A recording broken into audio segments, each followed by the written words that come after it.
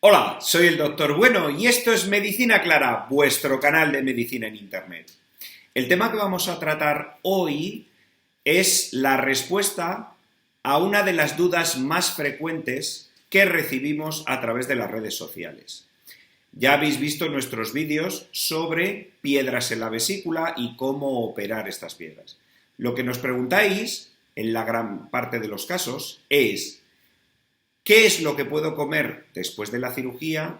¿Me voy a quedar intolerante a algún tipo de alimento? ¿Y cuáles son los cuidados posoperatorios tras la extirpación de la vesícula? ¿Cuándo puedo volver a hacer deporte? ¿Puedo mojar las heridas? ¿Cuándo puedo empezar a trabajar? Pues todas estas dudas las vamos a resolver en el siguiente vídeo. ¡Comenzamos! Mirad, ya sabéis que cuando tenemos piedras en la vesícula y nos dan problemas, nuestro cirujano nos va a recomendar una intervención quirúrgica, que es quitar la vesícula. Ya sabéis que no se pueden quitar solo las piedras, hay que quitar la vesícula. Dos vías, laparoscópica, la mayor parte de los casos, o por vía abierta tradicional. Una vez que nos han operado, vamos a quedarnos ingresados en el hospital 24 horas. Si comemos un poquito que nos dan en el hospital y nos empieza a sentar bien y no lo vomitamos, nos iremos a nuestra casa. ¿Qué alimentos podemos tomar allí? Pues mirad, lo primero que vamos a hacer es fraccionar la dieta. Es decir, si hacemos desayuno, comida y cena, vamos a dividirlo en 6 tomas. Desayuno, media mañana, comida, merienda, cena y una recena. Pero no incluyendo más alimentos, sino que lo que comamos en desayuno, comida y cena lo vamos a repartir en esas 6 tomas. Además, no vamos a consumir grasas.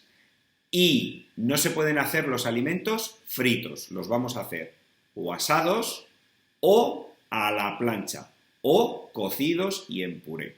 Y vamos a irlos probando poco a poco. Hay alimentos que ya de por sí nos pueden sentar mal en el posoperatorio de esta cirugía. Sobre todo algunos cítricos, fundamentalmente la naranja, el pomelo, la mandarina, el limón, la lima.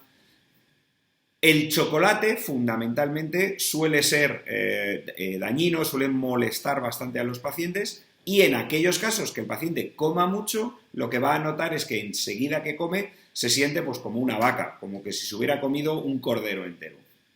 Por eso hay que dividir las comidas y comer poco y a poquitos.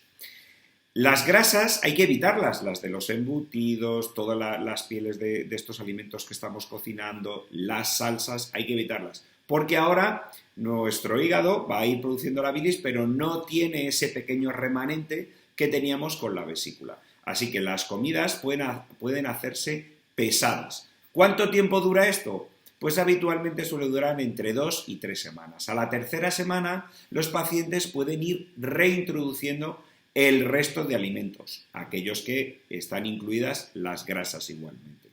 Y tomarlos poco a poco. A veces se quedan intolerantes a algún tipo de alimento, pues generalmente suelen ser, pues a lo mejor o chorizo frito, o pimientos fritos, boquerones fritos.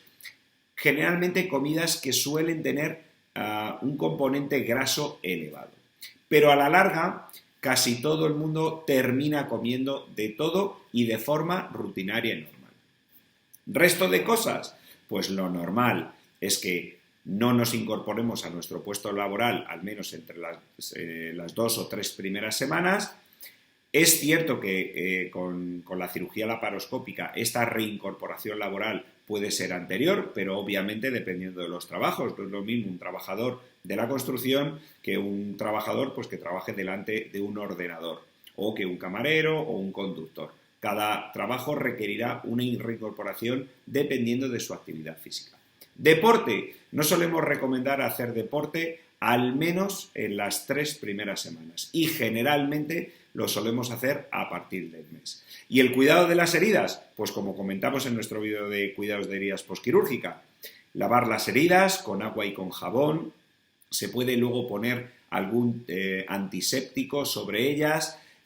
Por la noche las podemos dejar al aire para que se sequen bien. Las heridas tienen que estar sobre todo limpias y secas, fundamentalmente para evitar su infección.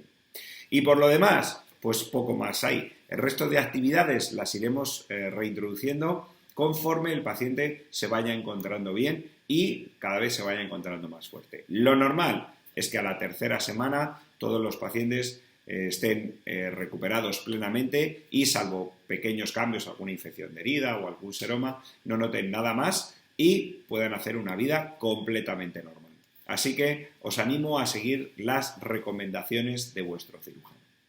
Pues esto es todo. Si os ha gustado el vídeo, no olvidéis compartirlo en las redes sociales con familiares y con amigos. Yo soy el Dr. Bueno y esto es Medicina Clara, porque una medicina comprensible es posible y necesaria. Muchísimas gracias.